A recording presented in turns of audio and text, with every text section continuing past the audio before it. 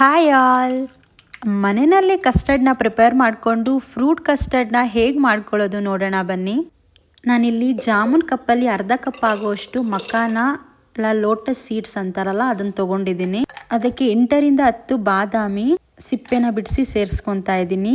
ಹಾಗೆ ಗೋಡಂಬಿ 10ರಿಂದ 12ರಷ್ಟು ಹಾಕ್ಕೊಂಡಿದ್ದೀನಿ. ಸ್ವಲ್ಪ ಕೇಸರಿ ಏನಿದೆ ಅದನ್ನು ಸೇರಿಸ್ಕೊತಾ ಇದ್ದೀನಿ. 5ರಿಂದ 6 ಸ್ಪೂನ್ ಆಗುವಷ್ಟು ಹಾಲನ್ನು ಸೇರಿಸ್ಕೊಂಡು ನುಣ್ಣಗೆ ಪೇಸ್ಟ್ ಮಾಡ್ಕೊಬಿಡೋಣ. ಈಗ ಒಂದು ಪಾತ್ರೆಗೆ ಅರ್ಧ ಲೀಟ್ರ್ ಆಗುವಷ್ಟು ಗಟ್ಟಿ ಹಾಲನ್ನ ಸೇರಿಸ್ಕೊತಾ ಇದ್ದೀನಿ. ಸೊ ಹಾಲು ಒಂದು ರೌಂಡ್ ಕುದ್ದಿ ಈ ಥರ ಗಟ್ಟಿ ಆಗಿದೆ ಅನ್ನೋ ಸಮಯದಲ್ಲಿ ಕಂಡೆನ್ಸ್ಡ್ ಮಿಲ್ಕ್ ಅಂತ ಇದು ನಿಮಗೆಲ್ಲ ಕಡೆ ಸೂಪರ್ ಮಾರ್ಕೆಟ್ಗಳಲ್ಲಿ ಅಂಗಡಿಗಳಲ್ಲಿ ಸಿಗುತ್ತೆ. ನಿಮಗೆ ಸ್ವೀಟ್ ಎಷ್ಟು ಬೇಕೋ ಅಷ್ಟನ್ನು ಸೇರಿಸ್ಕೊಳ್ಳಿ. ನಾನು ಒಂದು 10 ಸ್ಪೂನ್ ಆಗೋಷ್ಟು ಸೇರಿಸ್ಕೊಂಡಿದ್ದೀನಿ.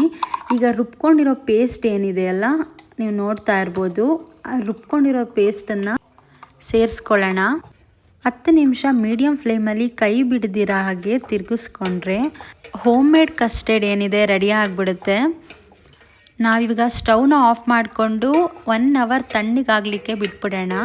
ನೀವು ಬೇಕಾದರೆ ಫ್ರಿಜ್ಜಲ್ಲಿ ಕೂಡ ಇಡ್ಬೋದು, ಇಲ್ಲ ಹೊರಗಡೆ ಬೇಕಾದರೂ ಇಟ್ಕೋಬೋದು. ಈಗ ನಾವು ಫ್ರೂಟ್ಸ್ಗಳನ್ನ ಹಾಕ್ಕೊಳ್ಳೋಣ. ಸಣ್ಣದಾಗಿ ಕಟ್ ಮಾಡಿರೋ ಆ್ಯಪಲ್ನ ಹಾಕ್ಕೋತಾ ಇದ್ದೀನಿ. 1 ಆ್ಯಪಲ್ನ ಹಚ್ಚಿ ಹಾಕ್ಕೊಂಡಿದ್ದೀನಿ.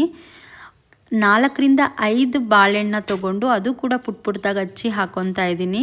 ಮತ್ತು ದ್ರಾಕ್ಷಿ ಇದನ್ನು ಕೂಡ ಹಾಕ್ಕೊತಾ ಇದ್ದೀನಿ. ಮತ್ತು ಡ್ರೈ ಫ್ರೂಟ್ಸ್ ಏನು ಬೇಕಾದರೂ ಹಾಕ್ಕೋಬೋದು. ನಾನಿಲ್ಲಿ ಗೋಡಂಬಿ ಮತ್ತು ಬಾದಾಮಿ ಎರಡನ್ನೂ ಸೇರಿಸ್ಕೊತಾ ಇದ್ದೀನಿ. ನೀವು ಸೀಸನಲ್ ಫ್ರೂಟ್ಸ್ಗಳಾಗಿರಲಿ ಇಲ್ಲ ನಿಮ್ಗೆ ಇಷ್ಟ ಆಗಿರೋ ಫ್ರೂಟ್ಸ್ಗಳನ್ನಾಗಿರಲಿ ಸೇರಿಸ್ಕೊಂಡು ಈ ಥರ ಒಂದೊಳ್ಳೆ ಮಿಕ್ಸ್ ಕೊಟ್ಟರೆ ಮನೆಯಲ್ಲೇ ಮಾಡಿರೋ ಫ್ರೂಟ್ ಕಸ್ಟರ್ಡ್ ರೆಡಿ ಆಗಿಬಿಡುತ್ತೆ. ತುಂಬ ಅಂದರೆ ತುಂಬಾ ಸಖತ್ತಾಗಿರುತ್ತೆ. ನೀವು ಒಮ್ಮೆ ಟ್ರೈ ಮಾಡಿ ಹೇಗೆ ಬಂತು ಅಂತ ಕಮೆಂಟ್ ಮಾಡಿ.